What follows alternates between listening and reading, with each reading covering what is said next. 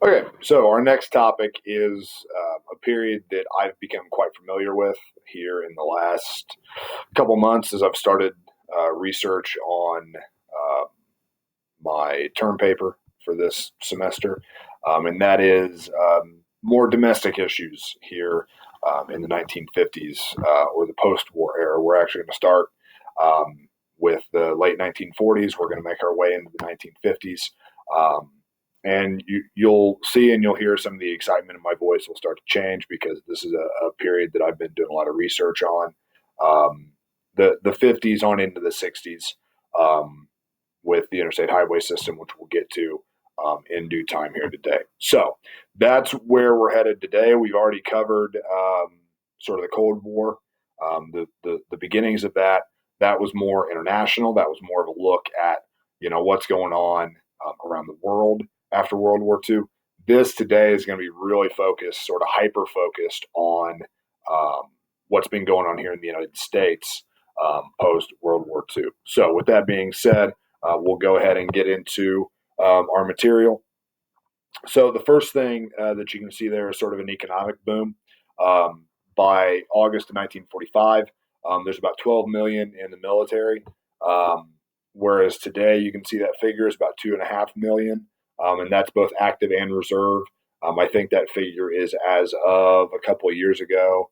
Um, the last edit on the PowerPoint that I'm showing here is 2015, but still about 2.5 million today. So you can see there that sort of post-war society in 1945 is going to be radically different than our society today, right? And the sort of turn away from war and back towards sort of normalcy or the new normal in sort of the atomic age, and we touched on that briefly last week. Um, you have this sort of turn now, right, where the economic focus during the war was producing war materials. The focus here in the United States was on conserving for the war effort. So there's some changes that have to be made, right? Um, so the first step is Truman demobilizing the military, bringing the boys home, as it were. And when soldiers came home, they really had very little sense of what are they to do? In a lot of cases, their jobs have been filled, um, at the very least temporarily. Um, some of them permanently.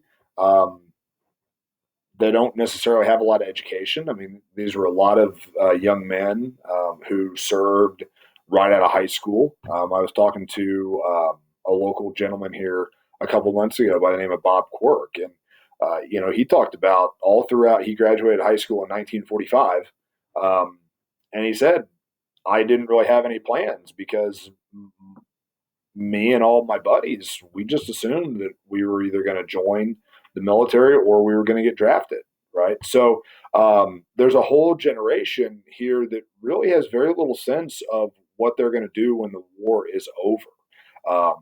We sort of think of wars historically, when they come to an end, that it's this great and wonderful thing. Well, for some people that had planned on this war, had counted on this war, it was a little unsettling. They don't really know what to do with themselves anymore, right? Now, to sort of counteract that, we have the first GI Bill. To be sure, there's been several iterations of the GI Bill. There's been things that have been added. There's been things that have changed.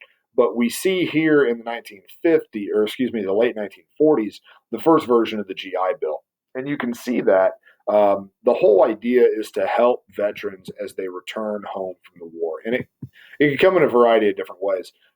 Unemployment. There's financial aid for college, and this is still a very popular, um, a very popular provision of the GI Bill, where you can get financial aid for college. You can get, um, you know, I believe today you can get all of your tuition paid for if you're a member of the active service, right? And you can see the numbers there in the 1940s.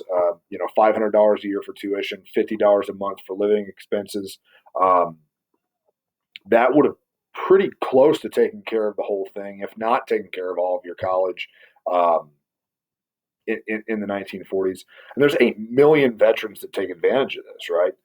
Now, of course, the issue fiscally or financially is that that money has to come from somewhere, right? So what does that mean? Well, it means that it's got to come from people of this country, right? It's got to come from taxpayers. So there is an increase in taxes, which is never super popular among voters, but you know, in this case, it's justified by saying, this is for our troops that are returning from World War II. And then obviously the baby boom, right? And you can see the number down there. At its absolute highest peak, there's a baby born in the United States every 7 seconds. Is that exact? No. But it gives you an idea of just how many children were born in the immediate aftermath of World War II. Now, what does this mean for us today? Well, you hear people talk about the baby boomers all the time, right? This generation would be probably your grandparents. It gets tricky to sort of parse out the years as it were. My grandparents would have been just prior to the baby boom.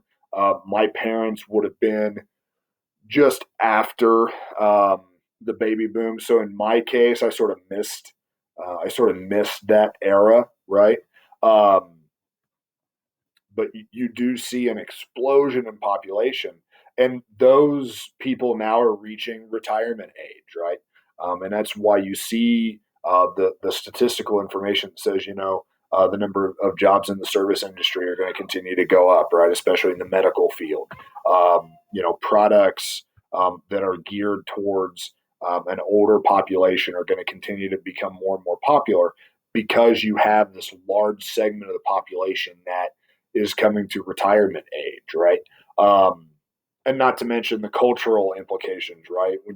I believe, if I'm correct, at the date of this recording in 2020, when you say something, about a boomer, you're not necessarily just talking about somebody from this generation of people. You're talking about anybody who's quote old unquote, right? So there are cultural implications to this group as well. But we do also have the baby boom that's going on simultaneously, right? Now there's some economic changes as well. You had that period, and I know that I've used the example of my great grandmother quite a bit when it comes to this period. But it's true. You had this generation of people that had been rationing goods for so long that there's sort of this rush to buy goods after the war, right? Which causes a myriad of problems that you can see there, like skyrocketing prices, inflation. Because we've gone from producing goods for war to producing, goods for consumer purchases. Sort of leisure goods, if you will. We go back to, instead of producing, tanks and bombs and helmets and things like that, so now we're producing refrigerators, and we're producing microwaves, and we're producing vacuum cleaners, right? So there's challenges that happen in that rush, sort of from one side of the spectrum to the other, right? And it provides some challenges here in this period. Now, there are some obvious advantages to the geography of where the war was fought. And we saw this with World War One. We come out of World War Two in terms of our infrastructure, really looking pretty good, right? We're the only power that was involved in World War Two that was not devastated by the war, aside from Pearl Harbor at the very outset of our involvement. Aside from that, we're pretty much unscathed, and you can see the statistics down there. 1940s, the late 1940s into the 1950s, with just 6% of the world's total population, we produce 50% of the world's total output of goods. That's pretty remarkable, especially considering where we were at late 1940s, early 1950s with numbers like that, to where we were at in the early to mid 1930s at the beginning and really at the worst times of the Great Depression, right? So we've gone through a pretty wild swing, right? Um, Now, there's technological advancements, production. The Korean War sort of complicates this picture a little bit. We talked about the Korean War on Wednesday. The Korean War complicates this picture a little bit because there is an uptick in the production of war goods once again. It's not nearly as great, obviously, as World War II. And this sort of helps the economy along. It gives it another sort of little boost. Obviously, it's bad for the troops that are sent off to fight. I told you guys on Wednesday about my grandpa, who is a Korean War vet. Um, so it's bad for the men that are going off to fight, but war typically, at least in the short run, tends to be decent for the economy, right? Again, in the short run. Now, some of Truman's challenges, because again, this is the focus of this is domestically, right? Um, Domestically, you have two big issues. One is that labor force that we just talked about, and that word that's there on the slide is very apt, and that's restless. Um, Not really sure where we're going to go next. We've been producing all these goods for the war effort. Now we want to go back to producing consumer goods, but what's that going to look like? How's that going to work? Where am I going to be able to find a job? Things like that.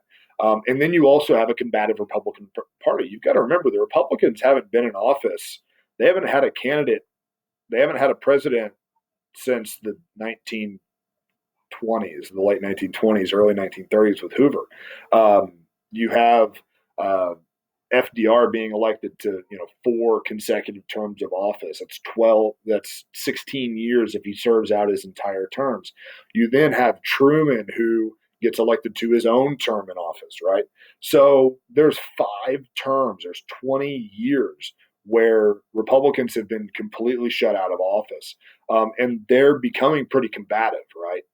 And they're finding support. Um, they're finding support from voters in a variety of different ways, right? So there's a couple of things. One, the Taft-Hartley Act that we can talk about really quick in terms of domestic challenges, and especially when it comes to labor, is here the Taft-Hartley Act outlaws what's called closed shop. Okay, closed shop unions. So what a closed shop is this. Essentially, if I am hired, if I take a job, um, I am required to join that union, right? Um, so in my case, as a teacher, pre Taft Hartley Act, once I got hired as a teacher, I would be required to join the teachers union. Okay. Um, Today, obviously, that is not the case. Sorry, I'm getting a little restless. So I'm moving around a little bit. That's obviously not the case today, right? Um, when I took my first job as a teacher, I was not required to join any sort of teachers union. Okay. There were a lot of people that encouraged me to, but I didn't have to join anything if I didn't want to. Right now, this enrages union leaders. Union leaders loved closed shop, that closed shop principle, because obviously, the more people you have in a union, the more powerful that union becomes. Right. Um, and there's people that decide not to join unions for different reasons, right? You have to pay union dues. There's some people who didn't want to pay those dues, right? Um, some people that are living paycheck to paycheck, they need every dime that they can get, right? Now, Truman vetoes the bill, but then the Republican Congress, because the Republicans had taken a majority in Congress, the Republican Congress overrides the veto. So this is the overriding of a veto, and we don't have a lot of time to really get into the nuts and bolts of the government aspect of this. But essentially, Congress, when they pass a bill and it goes to the president can reject it and it doesn't become a law. There's also a provision that says that Congress can then override the president's veto with a three-fourths majority vote. And Republicans who controlled Congress, they actually override Truman's veto. So again, Truman's facing a really combative and a hostile Republican Party. And that Taft-Hartley Act is a great example of that. Now, we also see the beginnings of the civil rights movement. This, when we think about the civil rights movement in American history, we don't really think of anything really until about the 1960s. But there's roots of the civil rights movement, really even going back to World War One and even slightly before that. And you can get into the Marcus Garvey, the Back to Africa movement, things of that nature, which we've touched on a little bit here and there throughout this course, right? And here in the 1950s, we see the roots of that sort of traditional civil rights movement that we think of in the 1960s. It starts with Truman desegregating the military in 1951.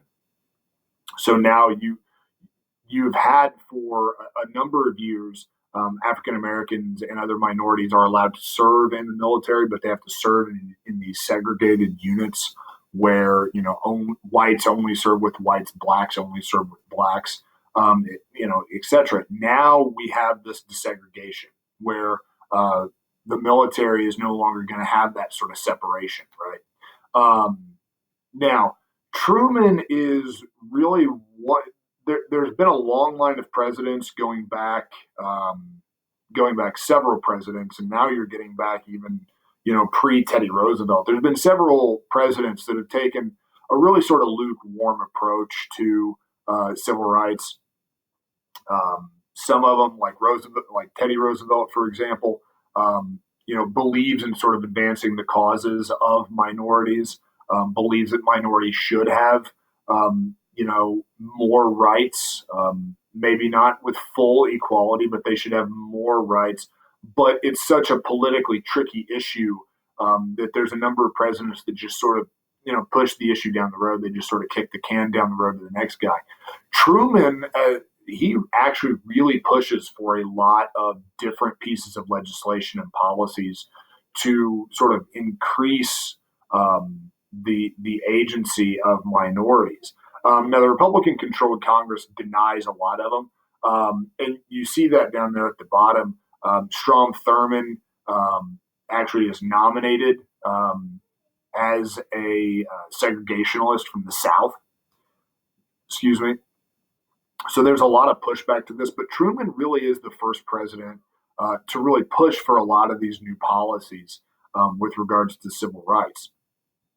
That doesn't mean that he finds a ton of success, because he doesn't, but he does sort of begins that process. And again, the desegregation of the military in 1951, a pretty big part of that.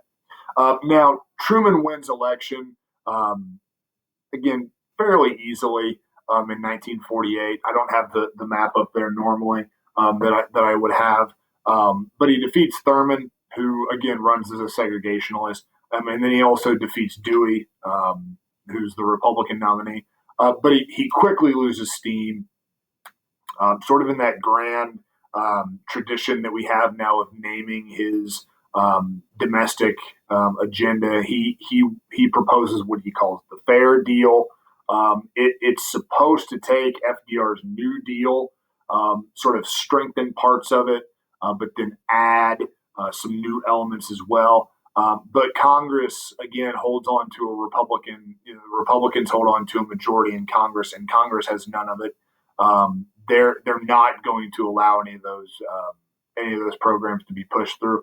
But then also, the Korean War also hurts his popularity.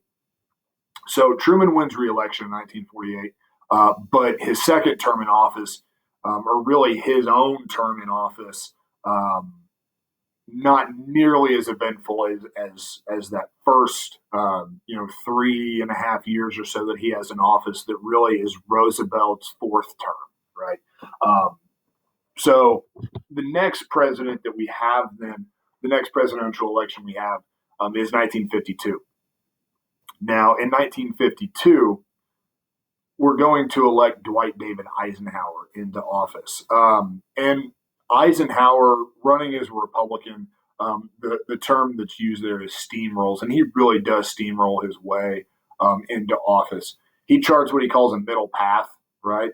So what Eisenhower is seeking to do is he wants to respect his predecessor FDR, his programs, by not repealing them. So those New Deal programs like the Social Security Act, um, the Works Progress Administration, I think, is still kind of hanging around here in the early 50s, although it's going to sort of it's going to sort of fall out of favor pretty quickly. But he also wants to focus on spending, not just on um, not just on sort of what we would call today, safety net programs. Um, he also wants to increase spending on federal infrastructure. Okay, infrastructure being roads, bridges, things like that, right? And we're going to get into that now here as we talk about sort of it. You saw on that previous slide, society on the move. So housing construction had really ground to a halt in the 1930s for obvious reasons, right? We had the Great Depression. Okay, and there's not people that have the money to build homes, right? To build new homes. Now, after World War II, and you can sort of see the equation there. You've got troops coming home, you've got the baby boom, and you've got a rising economy. You need more houses. There's a drastic need for more housing.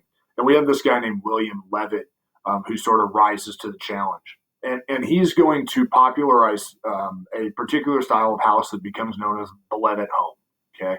And these are mass produced. They're built in factories and then shipped.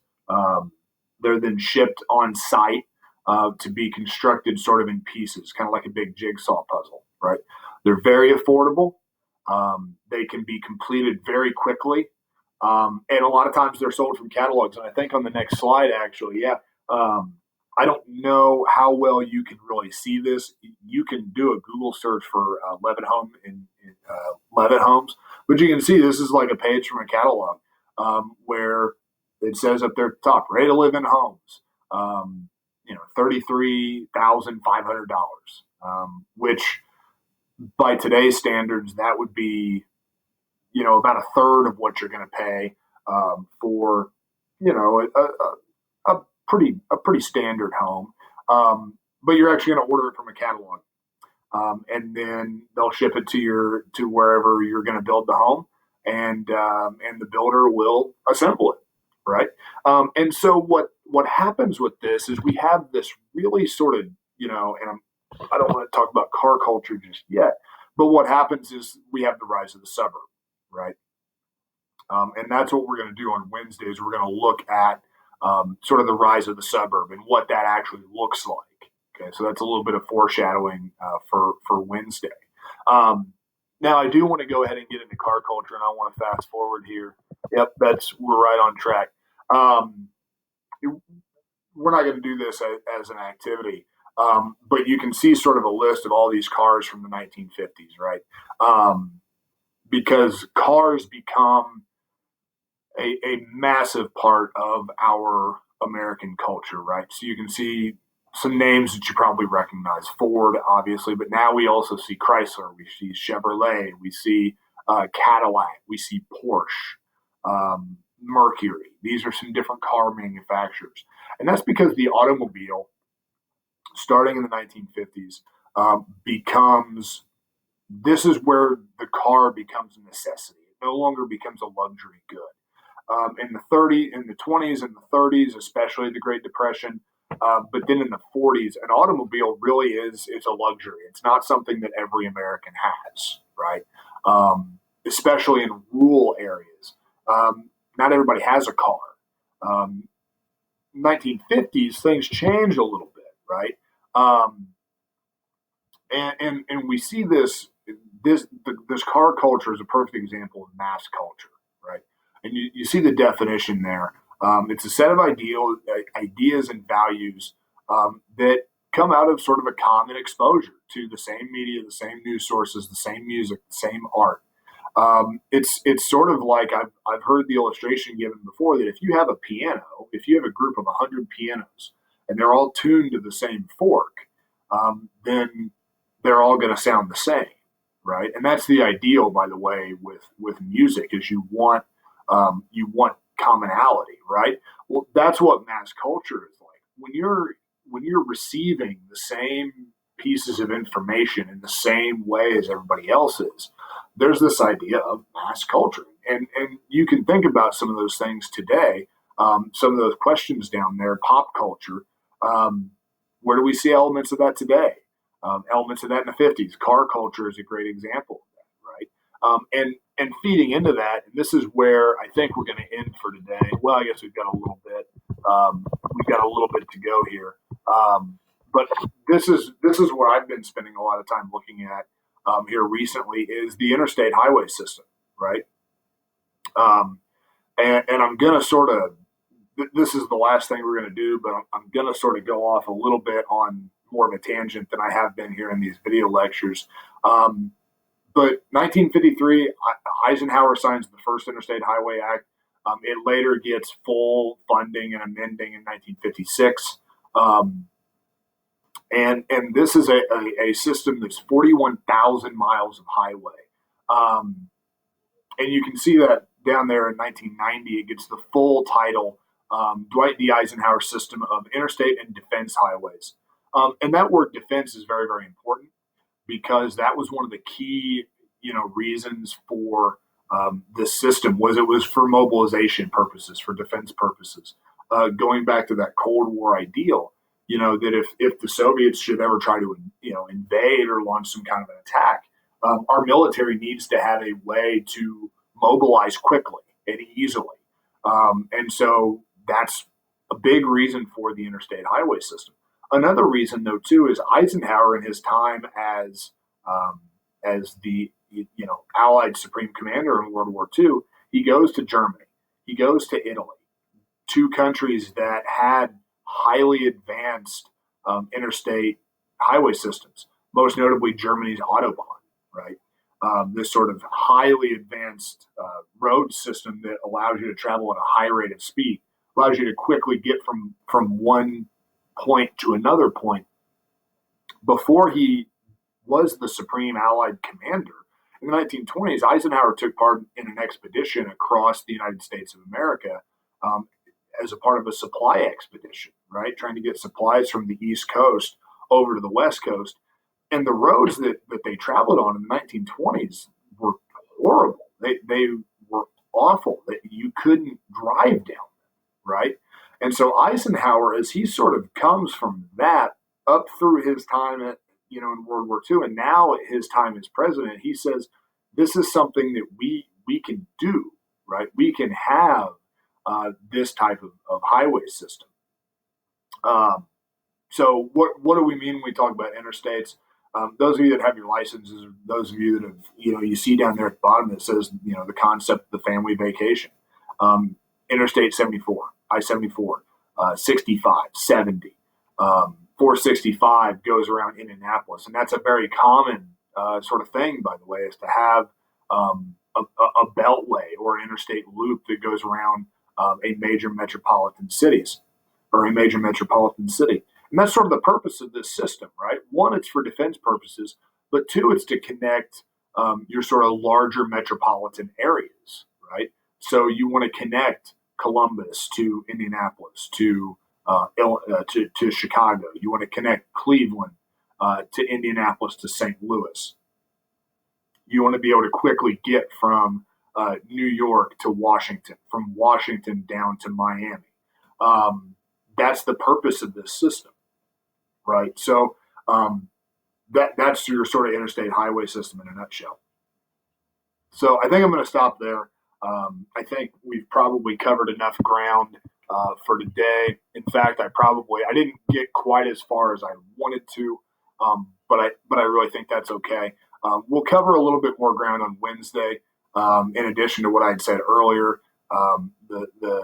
the car culture that we'll talk about and things like that, or excuse me, the suburbs. And we'll talk about the suburbs.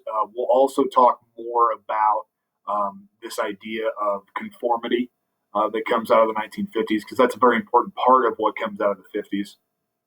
And that idea of conformity is very important for setting up what's going to happen in the 1960s. And when we get to the 1960s, we're going to spend quite a bit of time in the 1960s, probably about 3 weeks, 2 to 3 weeks, because there's just so much stuff that goes on in the 60s rather. In the 60s, a lot of that stuff is response to the conformity of the 1950s. So that's where we're headed here the next Wednesday, but then also the next few weeks. And so that's where we're going to stop for today. So I'll see you guys on Wednesday.